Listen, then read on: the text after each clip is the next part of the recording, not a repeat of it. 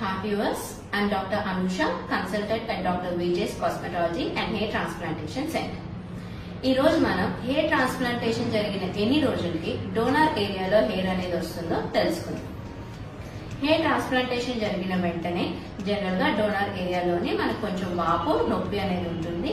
ఇది ఒక 24 నుంచి 48 గంటల్లో ఏదైతే ఈ వాపు నొప్పి ఉన్నదో అది తగ్గిపోతుంది. ఆ తర్వాత మీకు 8 నుంచి 15 రోజులకి ఎక్కడి నుంచి అయితే మనం గ్రాఫ్ట్స్ తీసామో అక్కడ మీకు చిన్న చిన్న బ్లాక్ గా స్కిన్ అనేది కనిపిస్తూ ఉంటుంది. దీన్ని మనం క్రెస్ట్ అంటాము. ఇది మనకి ఈ 15 నుంచి 20 రోజుల్లో ఇది ఏదైతే ఉందో అది రాలిపోవాలి. నెక్స్ట్ మీ డాక్టర్ మీకు అడ్వైస్ చేసిన పిఆర్పి సెషన్స్ అనేవి మీరు క్రమం తప్పకుండా చేయించుకుంటూ ఉంటే మీకు healthy and good quality hair అనేది వస్తుంది. Thank you.